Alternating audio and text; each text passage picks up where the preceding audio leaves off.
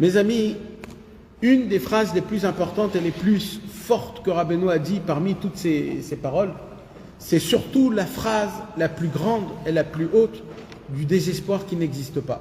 Je vous ai déjà raconté longuement comment ça s'est dévoilé cette phrase chez Rabbeinu. C'était 2-3 mois avant que Rabbeinu il parte de ce monde.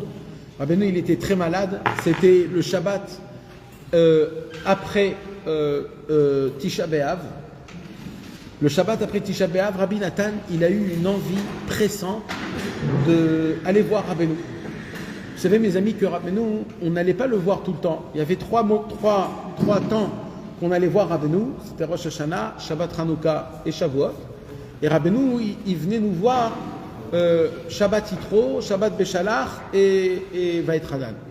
C'était 3 moments que Rabbeinu il voyageait et nous on voyageait chez lui 3 moments. Donc on voyait Rabbeinu 6 fois par an. Bon, sauf si des fois tu voulais aller voir quelque chose de spécial, mais en général c'était 6 fois par an. Et un jour, Rabbi Nathan, il a eu une envie pressante d'aller voir Rabbeinu Mamash, une envie, ça l'a attrapé. Vite, il va chez son copain Rabbi Naftali, il dit Rabbi Naftali, tu ne te chauffes pas, on va chez Rabbeinu. Rabbi Naftali dit allez, je suis avec toi. Tov. Et Rabbi Nathan et Rabbi Naftali, ils vont voir 2-3 amis encore à Ouman, à Breslev, Nemirov, Teplik, Tirovitse. D'un coup, ils se retrouvent une 60aine de Chaverim. D'un coup, en plein milieu de l'année, aucun rapport d'Orient, ils sont chauds pour aller chez Rabbeinu Akadosh. Un kibbutz improvisé. Tov, Rabbi Nathan il dit, tu dis mais si on y va là-bas et que Rabbeinu il nous voit, peut-être il va pas être content, etc. Alors on va aller là-bas un vendredi très proche de Shabbat, comme ça il ne pourra pas nous rejeter. Tov. Rabbi Nathan, Rabbi Naftali, 60 élèves comme ça, ils commencent à faire le voyage. Je vous rappelle, mes amis, que Rabbeinu il est niftar 2 mois plus tard, donc il était dans une situation, dans le niveau de corps, qui était vraiment très très mal. D'accord ? Et ils arrivent vendredi après-midi, ils se cachent tous dans des petites maisons qu'ils vont habiter. Et la première fois qu'ils sortent de Ouman, c'était pour aller prier la prière de Shabbat. Et où ils vont tous pour prier la prière de Shabbat ? Dans la maison de Rabbeinu. Ils rentrent dans la maison de Rabbeinu. Rabbeinu les voit. Il les reçoit pas du tout avec une belle figure. Il leur dit, qu'est-ce que vous faites ici? C'est un temps des 3 temps, il leur dit. Vous faites quoi? Vous choisissez des nouveaux temps, il lui dit. On a dit 3 fois qu'il faut venir. Qui a inventé une chose pareille? Et là, Rabbi Nathan, Rabbi Naftali, ils disent à ce moment-là, notre tête est tombée, on ne savait plus où se mettre. On était là. Bon, la prière a commencé. Et Rabbeinu dit, mais j'ai pas 60 personnes à faire manger, moi. En plus, je suis un homme malade. Et il dit, en plus, je suis un homme pachout. Je connais rien, je connais pas de Torah encore. Si j'ai de la Torah à vous donner, ok. Mais je sais rien quoi vous dire. Je sais pas qu'est-ce que vous faites ici. Pourquoi vous êtes venus? Alors là, Rabbi Nathan, Rabbi Naftali, d'abord ils tremblaient de peur. Ils savaient pas si c'était bien, si c'était pas bien. Ils ont fait une prière de Harvit. Ils sont arrivés. Et Rabbeinu, il avait eu l'habitude de faire le Shabbat. Le Shabbat avec son temps, Shalom Aleichem, Ribon Kol Olamim, Eshet Chayil. Ça prenait du temps. Après le Kiddush, il prenait le verre et il commençait à faire un petit zamzam. Comment ça s'appelle? Comme ça. Un murmure. Pendant des heures. Avant de commencer Yom HaShishi, il murmurait un murmure, il faisait un murmurement. Mamash, et à ce moment-là même, c'est là où il montait Rabbeinu, c'est là où il montait dans le ciel. Et après Rabbeinu, il redescendait, là il commençait à faire. Mais ce Shabbat-là, Rabbeinu, il était très malade, pas bien. Il est arrivé de Harvit, tout de suite, sans Shalom Aleichem, sans rien. Il a pris le kiddush,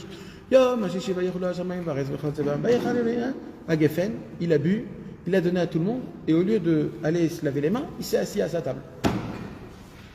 Si Rabbeinu il s'assoit, tout le monde s'assoit. D'accord ? Tout le monde s'assoit. Ils ont tous eu honte. Et là, Rabbeinu, il dit, je ne comprends pas, qu'est-ce qu'ils font tous ici? Il les regarde et il commence à leur parler, à leur envoyer dans sa bouche des missiles nucléaires. Tout avec respect, bien sûr. Mais Mamash, il les brise les uns après les autres. Comment vous faites du mal à un homme qui est vieux, un homme qui est malade, un homme qui est souffrant? Vous venez l'embêter. En plus, je suis un homme qui ne connaît rien. Je jure sur Shabbat Kodesh que je ne sais rien du tout.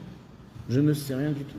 Il dit la seule vitalité que j'ai là actuellement, la seule chose qui me maintient en vie, que je peux vous regarder, c'est que j'ai été en Eretz Israël. Voilà. C'est la seule chose. À part ça, il n'y a rien qui me donne de la vitalité. Et Rabbi Nathan, il écrit dans Sichot Haran et dans Yemei Moharanat qu'à ce moment-là même, sa tête était baissée comme ça. Tout le monde était comme ça et tout le monde tremblait, les pieds tremblaient. Ils n'avaient pas l'audace de regarder. Tov, Rabbeinu, il s'est levé, ils se sont tous levés. Rabbeinu, il a fait Netilat Yadayim. Ils ont tous fait Netilat Yadayim, ils se sont assis. Rabbeinu, il a fait Amotzi Lechem Min Haaretz. Il a mangé un petit bout de pain. Il a donné un peu de pain à tous ses élèves. Et dès qu'ils ont mangé le premier kazaït, Rabbeinu a commencé à parler.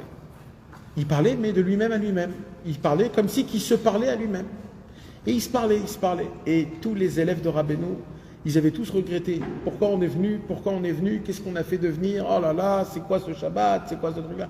Et petit à petit, après des heures, d'accord, ils n'ont pas encore mangé, ils n'ont pas encore... Et là, Rabbeinu, il a commencé à dévoiler une Torah comme il n'y a jamais eu une Torah pareille. C'est une Torah qui appartient à la paracha de la semaine, paracha Teruma. C'est la Torah de Otsar Matnatrinam, le trésor des cadeaux gratuits. Et là, Rabbeinu, en disant qu'il ne connaît rien, il a dévoilé une des Torotes qui va révolutionner le monde dans le monde futur, mes amis. Une Torah qui va résonner, qui a résonné le monde en entier. Et il a dévoilé, et d'un coup, Rabbeinu, il a commencé à dire des bonnes paroles. Combien je vous aime, vous êtes mes frères, vous êtes mes amis, vous êtes à ma table, qu'est-ce que je suis content. Et là, il dit, Rabbi Nathan, petit à petit, nos têtes se sont levées, petit à petit, la honte est passée, petit à petit, le sourire s'est venu. Et il a dit, et tout ça qu'on n'a même pas encore mangé, hein. On a mangé juste le premier kazaï. Et il dit, et d'un coup, on regarde, le soleil commence à se lever. Vite, on a fait Birkat Amazon, vite, on est allé au mikvé, vite, on a pris les shacharit, ils n'ont rien mangé, rien, ils n'ont rien fait. C'était un Shabbat inimaginable. Et pendant cette nuit-là, Rabbeinu, il a atteint un vrai niveau de détresse et de mélancolie et d'amertume que personne ne peut comprendre. Rabbeinu, il a atteint ce niveau. Qu'est-ce que vous faites là au tout début? Il a dit, mais qu'est-ce que c'est? Et il est descendu dans les plus bas des abîmes. Et il y a un moment où Rabbeinu, il a arrêté de parler. Et quand il a arrêté de parler, il s'est plié en arrière. Ça veut dire son dos est allé en arrière, il était debout.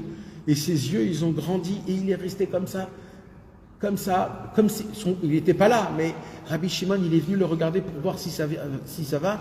Et il a dit, bon, il a de temps en temps l'habitude de faire ces choses-là, donc on ne va pas Et il est resté comme ça, peut-être 20 minutes, comme ça, avec le dos plié en arrière, les yeux grands ouverts comme des... Debout, plié en arrière. Imagine-toi rien que de voir ça, il tremblait. Et après 20 minutes, Rabbeinu, il s'est redressé et il a crié de toutes ses forces, En Shum Yehush Ba'olam Klal. C'est à ce moment-là qu'il a dévoilé le En Shum Yehush Ba'olam Klal. C'est à ce moment-là même. Ça, c'était fait en fait. Ah, je sais pas, je crois pas. Au début, c'est assez complètement. Il a fait complètement dans le sens où il ne connaît rien. De là, il est parti puiser. Il est parti en fondant. Moi, je crois. C'est bien leur niveau, ou peut-être qu'il ne connaissait rien, il a eu un dévoilement. Moi, je crois. Moi, je vais te dire ce que je crois. Moi, je crois que un homme qui vient et qui te dit, frérot, En Shum Yehush Ba'olam Klal, je le compte pas, ce monsieur. Pour moi, il m'a rien dit. Quand je suis en détresse et que quelqu'un vient et me dit, mon frère, le désespoir n'existe pas, je lui donne une baffe à ce monsieur. Je lui dis, qui t'es, toi, pour me dire quelque chose comme ça? Tu sais ce que je passe, tu sais où je suis, tu sais d'où je viens, tu sais ce que j'ai fait. Qu'est-ce que tu es en train de me dire? Mais Rabbeinu, que lui, il vient et qui me dit En Shum Yehush Ba'olam Klal, encore plus Rabbeinu, je dis, mais Rabbeinu, toi, tu peux pas me comprendre, toi, tu as un Kodesh Kodashim. Tu sais, moi, où je traîne? Tu sais où je traîne? Tu crois que tu peux me parler? En fait, Rabbeinu, il a demandé à Hachem Yitbarach, Hachem, emmène-moi dans les endroits les plus abîmes possibles. Emmène-moi où le dernier de mes élèves est du juif, le dernier des juifs. Emmène-moi là-bas où le plus qui est descendu, le plus bas, emmène-moi là-bas. Je veux être là-bas. Et c'était ce Shabbat-là. Et nous, on est arrivé en plein milieu de ce chose-là. C'est pour ça que Rabbeinu, il n'était pas bien du tout. Il était dans l'endroit le plus.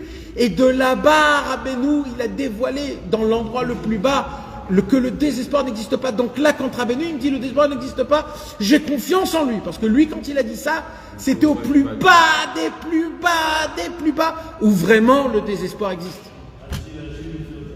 Achiv, Mimtsulotia. Exact. C'est le secret du Tikkun HaKlali. Mais c'est ça, mes amis. Mais vous comprenez maintenant, c'est quoi le Enshum Yush Balam Klal. Et pendant le Shabbat, Mais Malasot. Malasot. alors que tous les écrits qui sont sur le Shabbat. Eh oui, malheureusement, c'est pas compréhensible, mais c'est un fait. C'est un fait que c'est comme ça que ça s'est passé. Maintenant, mes amis. Ne comptez pas bien le Shabbat. Et peut-être c'est grâce au Shabbat qu'il a été sauvé aussi. C'est aussi grâce au Shabbat qu'il a été sauvé. Hein? Comment? Amar Adonai mi Bashan, Ashiv Mimtsulotiam. Vous voyez dans le Tikkun HaKlali, il y a dans les prières à la fin, dans le Likuté de Philot, les prières, il y a écrit un passouk là-bas où Rabbi Nathan il dit Hachem sauve-moi. Pourquoi sauve-moi? Parce qu'il y a le passouk qui dit Dieu a dit mi Bashan, Ashiv Mimtsulotiam. C'est un Teilim. David Amelech. Alors il veut dire quoi ce passouk? C'est quoi Bashan, mes amis? Mes amis, ce soir, je suis un peu fatigué, la vérité, donc j'ai pas trop la force de crier. Donc si on peut garder le calme, comme ça, Monsieur, s'il vous plaît. j'ai un peu de... Voilà. Alors, c'est quoi Bashan? C'est quoi Bashan? Bashan, c'est un endroit où, à l'époque, les démons, ils habitaient. Les démons, à l'époque, ils sont allés là-bas, ils se réfugiaient. Comme les démons n'ont pas le droit d'habiter là où il y a des êtres humains, donc à chaque fois qu'il y a des êtres humains qui prennent un emplacement sur la terre, alors les démons, ils sont obligés de partir. Et où ils partent au Bashan. Et à l'époque, on envoyait les méchants, les personnes mécréantes, les personnes... Ouais, on les envoyait à Bashan, qu'ils aillent là-bas, qu'ils crèvent là-bas. C'était comme ça à l'époque. Bashan, on ne sait pas, je ne sais pas où c'est exactement. On ne sait pas où c'est Bashan. Hein? Non, je sais pas où c'est. Bémet, je sais pas où c'est. Je sais pas où c'est. C'est à côté de... C'est dans le Hésor de... Je sais pas. Donc Bashan, c'est un endroit, d'accord? Alors, Amar Adonai, Dieu a dit, mi Bashan, même de Bashan, Ashiv, je peux ramener 2 fois, Mimtsulotiam, même des profondeurs de Bashan. Alors Rabbi Nathan, il dit à Hachem, voilà, regarde, il y a un passouk aussi beau comme ça, alors ramène-moi vers toi. Mais il y avait un très grand chassid Breslev qui s'appelait Rabbi Shlomo Wexler, que Rabbi Shlomo Wexler a dévoilé un chidouche qui est énorme. Il a dit, vous croyez que ce passouk, c'est Stam, un passouk? Je vais vous dire ce que c'est ce passouk-là. Amar Adonai, mi Bashan, c'est quoi Bashan? Bashan, c'est les initiales, les rachetevot de Nachman ben Simcha. Bashan. Bet, c'est Ben. Shin, c'est Simcha. Et Nun, c'est Nachman. Donc Bashan, Nachman ben Simcha. Ok? Donc, Bashan, Nachman ben Simcha. Ashiv, c'est quoi Ashiv? Ashiv, c'est En, Shum, Yehush, Baolam. Les initiales. En, Shum, Yehush, Baolam. A, Shiv, Aleph, Shin, Yud, Bet. En, Shum, Yehush, Baolam. Metzulot Yam. Yam, c'est quoi? C'est Mem et Yud. Mem et Yud, c'est Mem, c'est 40. Yud, c'est 10. Ça fait 50. Même celui qui est tombé en bas des 50 portes, on dit qu'en Égypte, si on restait encore une seconde, on tombait, c'était foutu. Il dit, Rabbeinu, même si tu es tombé en bas des 50 portes, le tzaddik Nachman ben Simcha, qui a dévoilé En Shum Yehush Baolam, il a la possibilité de ramener même cet homme-là de Bashan. De Bashan, il a de le ramener, des Metzulotiam, de le ramener. Mais oui, mes amis, il faut croire dans les tzaddikim. C'est quoi la Emunat Rachamim? C'est de croire dans ce qu'ils ont dit.